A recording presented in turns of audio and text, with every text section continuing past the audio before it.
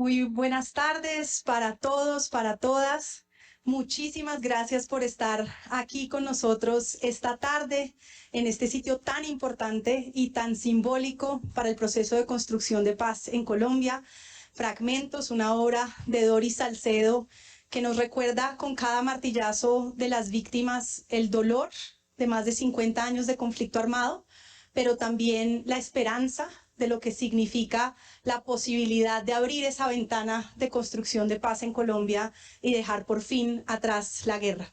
Gracias a todas las personas que se están conectando a través de redes sociales. Vamos a tener una sesión mixta. Algunas personas, tenemos un aforo más o menos de 60 personas en este espacio.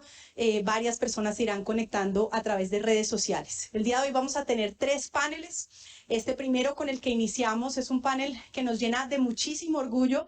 Quisiera empezar por agradecerle a la Escuela de Gobierno de la Universidad de los Andes, particularmente al profesor Mauricio Velázquez, que desde el inicio, cuando empezamos a hablar de qué significaría hacer lo que llamábamos, entre comillas, un libro blanco, una especie no de rendición de cuentas, sino de tratar de sacar lecciones aprendidas de lo bueno y lo malo y lo feo que vivimos en el Congreso, un grupo de personas que no habíamos estado nunca en el Congreso, que nos sentíamos de alguna manera casi siempre como extraños en el salón, pero que de distintas maneras en 4 años fuimos aprendiendo de procedimiento, de estrategia, de qué significaba estar en el mundo en el que hay que hablar con personas difíciles todo el tiempo y diferentes si uno quiere sacar adelante cualquier cosa, un proyecto, una proposición, un debate de control político, que implicaba esta idea de haber estado por fuera de la política, ¿no? Y tratar ahora de decir, bueno, es posible estar adentro y tratar de hacer las cosas bien, con transparencia, de forma constructiva, basado en evidencia.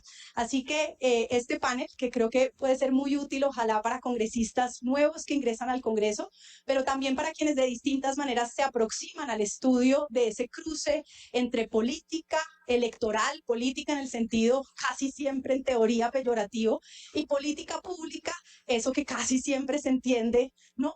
Como una virtud de en qué consiste construir buenas políticas para el desarrollo ciudadano. La vida real es que en el Congreso esas dos se cruzan todo el tiempo y nadie puede hacer o solo política electoral o solo política pública.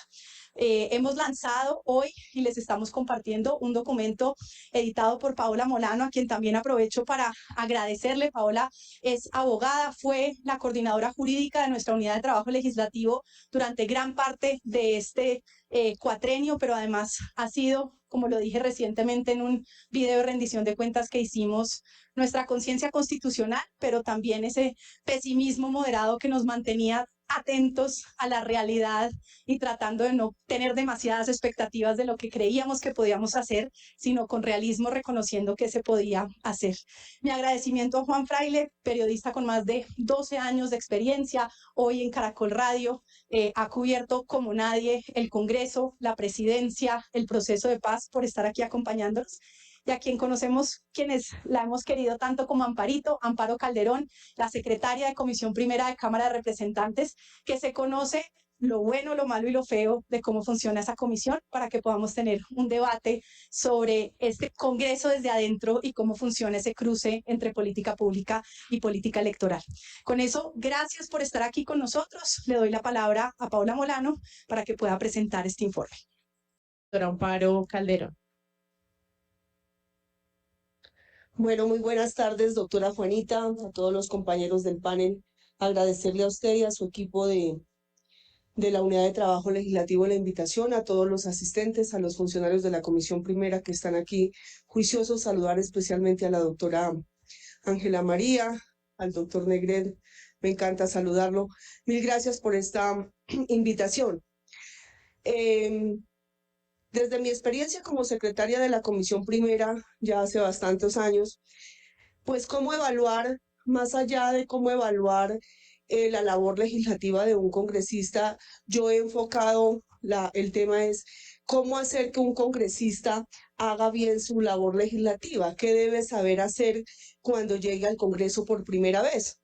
Y entre eso, pues lo primero que debe saber es realmente cuáles son las funciones que le corresponden como congresista. ¿Y cuáles son las funciones? Pues están establecidas las funciones principales, pues es la de legislar, la de hacer control político, Y hay otras más como el tema judicial, el tema administrativo. Y yo he llamado otra, a diferencia de como lo llama Paola, la vocería que deben hacer los congresistas de sus regiones. Cómo contar las necesidades en el orden nacional de la región a que representa.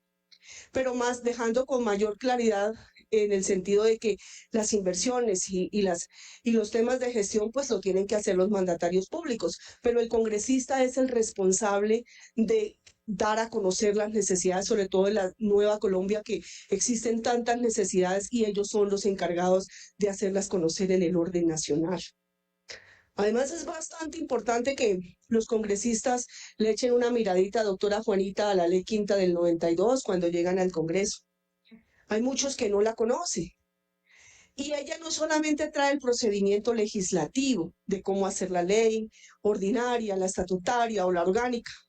Ella también trae temas muy importantes como los impedimentos, las excusas, los deberes de los congresistas y también sus derechos. Pero también es bastante importante ver la ley tercera, porque la ley tercera es cortica, solo tiene 14 artículos. Y ahí está establecida cuál es la función de cada comisión.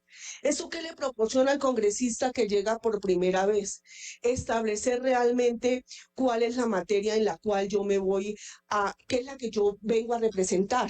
Eso le da una visión a cuál comisión realmente constitucional debo llegar para poder plasmar las iniciativas legislativas de las cuales esperan sus electores que llegue a ser en el Congreso. Pero además de eso, Paola, yo 100% estoy de acuerdo contigo de la importancia de tener una excelente unidad de trabajo legislativo de los congresistas, porque ocurre muchas veces que se hacen muchos compromisos políticos y no se tienen buenos asesores, buenos asistentes, buenas comunicaciones. Pero establecer a qué comisión constitucional debe hacer parte para poder responder a las necesidades legislativas de su región el congresista, también es importante cuando yo sé a qué comisión voy poder escoger, seleccionar mi unidad de trabajo legislativa, porque es distinto el trabajo que se hace en primera, en séptima o en sexta. Las orientaciones son distintos y eso hace que el congresista pueda establecer realmente cuál es su unidad de trabajo legislativo que debe escoger. Pero sin duda, estoy completamente de acuerdo contigo y yo me pude leer algo de su documento y es fundamental. Y yo le quiero decir a los congresistas que es fundamental la escogencia de su unidad. Ellos son el soporte. La profundidad del contenido del congresista la soporta la unidad del trabajo legislativo. Entonces es primordial esto. Entonces, yo les hablé inicialmente de las funciones que deben saber los congresistas que van a ir a hacer al Congreso nuevos. Entre esos la de legislar. ¿Y por qué la de legislar? Cuando usted llega al Congreso por primera vez ve un letrero tallado en piedra que dice Vox Populi, Vox Dei. La voz de Dios es la voz del pueblo. La voz del pueblo es la que se le da al Congreso o al congresista que vaya y lo represente en el Congreso. ¿Para qué? Para que vaya y haga leyes. Leyes ordinarias, estatutarias, orgánicas. Pero también le da la facultad de hacer reformas constitucionales, actos legislativos, doctora Juanita, y ahí la iniciativa parlamentaria es más exigente. Al menos 10 congresistas deben apoyar una idea, una iniciativa de esta expectativa, de este alcance que es la reforma a la Constitución. Pero el congresista que llega por primera vez no puede dejar de ver cuál es a lo cual yo estoy comprometido, qué es lo que esperan sus electores de él.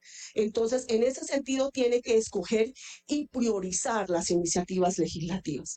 No es presentar 10, 15 o 20 o 30 proyectos, no es presentar proyectos por presentar. Primero, debe saber escoger cuáles son las iniciativas que realmente están esperando sus electores. Pero segundo, muy importante, ¿quién le va a ayudar a hacer esto? Su unidad de trabajo legislativo. Pero muy importante es saber plasmar esas necesidades en un proyecto de ley realizable, un proyecto de ley viable, una reforma constitucional igual con esas condiciones viable y realizable. Esa es la mayor claridad que deben tener los congresistas a la hora de legislar, en mi humilde conocimiento. También deben de hacer uso de dos herramientas fundamentales que trae el reglamento. La doctora Ángela María la usaba mucho y usted también, doctora Juanita.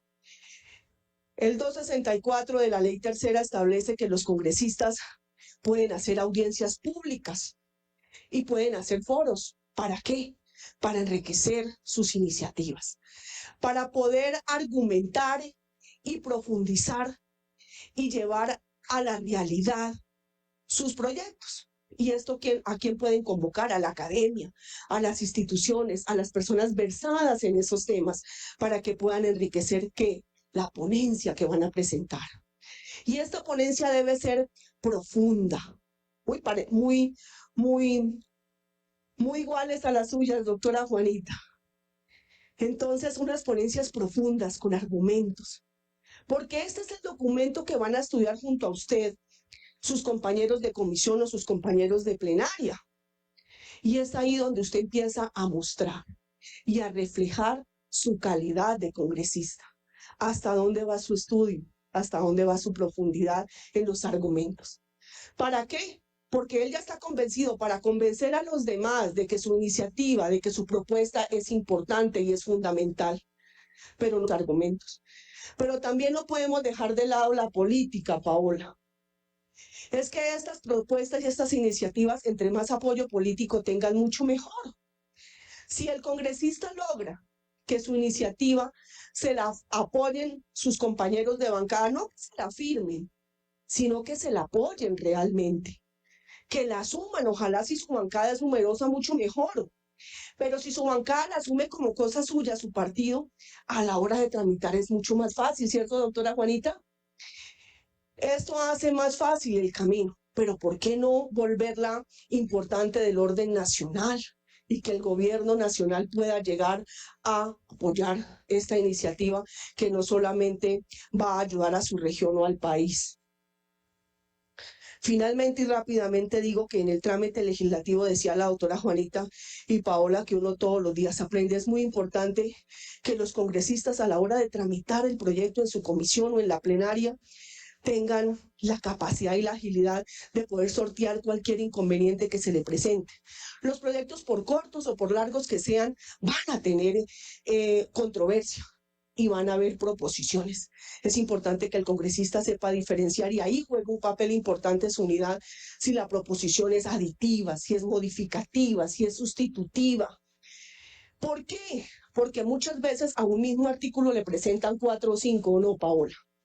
Entonces, ¿usted qué hace? ¿Cómo saco? Y ese es el artículo que no debo dejar cambiar de profundidad. Ese es el artículo que es la vértebra de este proyecto. Es buscar cuál es la sustitutiva primera radicada en el tiempo, porque esa que fue primero radicada en el tiempo, si yo lograr con quien la está presentando consensos, puntos de encuentro, pues la apruebo y las otras demás desaparecen. Esa es la agilidad que tiene que tener el autor y el ponente en el trámite legislativo. Eso es bastante importante. También no hay que olvidar que los congresistas no solamente son ponentes de sus proyectos de ley o de actos legislativos en las comisiones, tienen otras responsabilidades, ser ponentes de otras iniciativas de sus compañeros o del gobierno nacional. Así como asumen esa responsabilidad con disciplina, con profundidad, con estudio, con argumentos, así deben de ser las de sus compañeros de ponencia. ¿Por qué? Porque esto lo posiciona, porque esto le da conocimiento no en la comisión solamente, sino en las plenarias. Y muy seguramente al que hoy él está haciendo ponencia a su proyecto en la otra comisión donde él pertenece, también podrá ser ponente de las suyas. Y entonces con esa misma responsabilidad que yo asumo hoy, la ponencia de ese proyecto que es de un colega, ese colega mío en otra comisión va a hacer lo propio con mis iniciativas. Entonces esa responsabilidad se tiene que ver reflejada no solamente en los trámites y en los proyectos de su autoría, sino la de los demás colegas. La segunda función que yo quiero resaltar es los debates de control político, muy importantes, y yo creo que el Congreso de la República y este Congreso tiene que rescatar, hacer más debates de control político. Esa es la esencia realmente del Congreso, controlar lo que hace el gobierno nacional o lo que está pasando, lo que deja pasar en el país. Pero esos debates de control político deben ser concretos y no el congresista debe perder su línea por la cual establece cuál es su trayectoria. hay algunos que son ambientalistas, otros que son animalistas, otros que son el tema de la paz. Entonces siempre hay que tener una línea fijada para que ojalá esos debates se hagan en esa línea que representa al congresista, porque eso le da identidad y eso le da reconocimiento no solamente en la corporación, sino en el orden nacional. Pero además los proyectos deben de ser de actualidad, saber en qué momento se deben hacer, lograr que se agenden en el momento que se deben agendar para que genere la importancia en la región y a nivel nacional. Pero además cuando se hacen debates de control político de los representantes que son de regiones, deben hacer que esos debates tengan el impacto también en el orden nacional. Por ejemplo, un tema de salud en La Guajira. ¿Por qué no llevarlo solamente no al problema del hospital de La Guajira, sino conectarlo con el orden nacional de la necesidad de que la salud hay que hacerle una verdadera reparación, una verdadera reforma? ¿Eso qué le genera al congresista? Eso le genera que el debate no lo miren solamente regional, sino que tenga impacto en el orden nacional. La tercera función que yo he dicho vocería, se ha vuelto de mucha costumbre en el Congreso el tema de las constancias, sobre todo los representantes de región que deben de alguna manera alzar la voz y decirle al gobierno nacional y al país que hay unas necesidades sentidas en estos territorios. Entonces hacen constancias y de alguna forma, así sea en la plenaria o en las comisiones, hacen notar las necesidades y eso hace importante que el congresista muestre en su región que sí verdaderamente trae esa voz aquí en el orden nacional. Y fíjese que muchas veces las comisiones, las mesas directivas, tanto de las comisiones como de las plenarias, dan a conocer eso en las instituciones, al orden nacional, y obtienen alguna respuesta de manera inmediata.